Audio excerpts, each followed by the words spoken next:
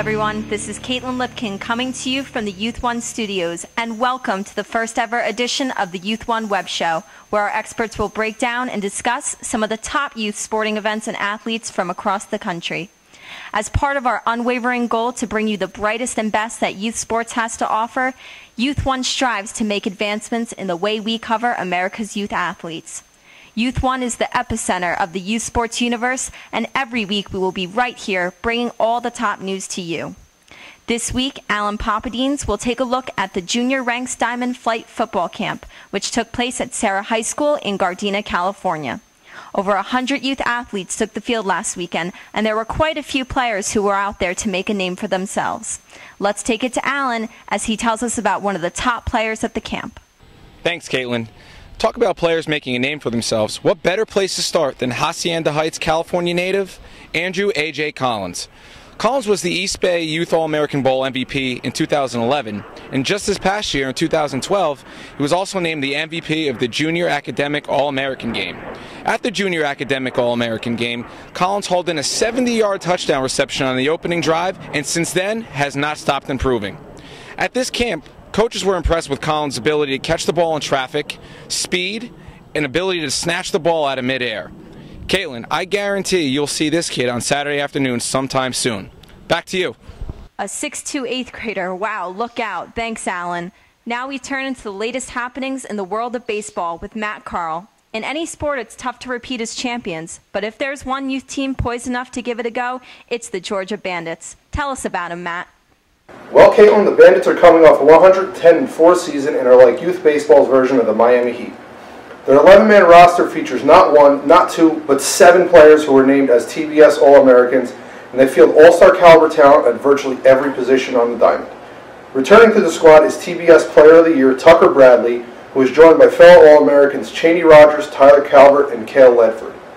The core member of the Bandits has been playing together since they were 6 years old, but they have made a couple of key acquisitions in the offseason in Peyton Milirons and Will Lumpkin. Milirons was a standout first-team All-American last year and has already paid huge dividends, helping the Bandits secure their earliest Elite 32 berth ever by pitching his way out of multiple jams at the North Florida Super NIT. Their other new addition, Will Lumpkin, is a baseball player in the linebacker's body, throwing fire from the hill and providing a big stick to this Bandits lineup. Caitlin, these guys are as exciting as they come, and we're really looking forward to covering them all season. Now back to you. Thanks, Matt. Now from the diamond to the hardwood, we'll jump to today's Nothing But Net segment, where Christopher Hunt will tell us about how he scoured the country looking for the top point guards taking their first steps into the national spotlight. Let's take a look at which talented stars Christopher has for us. Thanks, Caitlin. Of the 10 athletes on this list, 2 star point guards stole the spotlight. The first is Justin Jennifer. This virtually unguardable Baltimore native is a merciless offensive weapon with vicious ankle-breaking moves that allow him to control the hit movement of his opponents. On loose balls, Jennifer's quickness usually makes him the first player to pick them up and head the opposite way for an easy layup. And standing at the top of the totem pole for the point guard class is California standout Marcus Lovett. Lovett is one of the top overall players in the entire country for the freshman class and is quite possibly the stingiest on perimeter defense. His outstanding footwork, combined with his lateral quickness, allows the lefty to shut down any opposing player. He also uses that athleticism to weave through defenders while on offense, granting him the opportunity to create whatever he desires. All in all, the point guard field is looking stronger than ever for the 2015 class, Caitlin, and I'm looking forward to seeing how they progress throughout the year. Back to you in the studio. Thanks, Christopher. Now we'll be going into our Inside Circle segment, where we'll take a look into a variety of softball highlights and features with Erica Yakulik. Let's take it to you, Erica. Thank you, Caitlin. This weekend, the local softball fields of Lincoln Park, New Jersey are thriving with fast pitch action as both the 10U and 12U divisions take to the field at the Lincoln Park Angels' 6th annual Spring Fever Tournament. The 10-year-olds kicked off the first night of tournament play Thursday with host team Lincoln Park Angels taking on the 10U Maywood Hawks. In total, 22 teams are competing for the coveted first-place hardware. Youth1 will continue to be on site throughout the tournament weekend, providing exclusive tournament coverage. Caitlin, back to you in the studios. Sounds like a great event, Erica.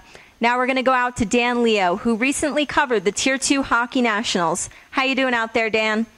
I'm good, Caitlin. Thank you. It was on this ice surface earlier this month where the Idaho Junior Steelheads, Dallas Ice Jets, and African Americans all took home titles at the Tier 2 U14 USA Hockey Nationals. In the first game of the day, the Junior Steelheads outshot the Oklahoma City Oil Kings 55-14 in a route to a 6-1 win to capture the 1A National Championship. In the second game of the day, the Ice Jets took on the St. Louis Thunder. Behind 3 goals from star forward Ricky Carballo and a solid performance in goal from Dylan Short, the Ice Jets skate to a 3-1 win to take home the 3A Division National Championship.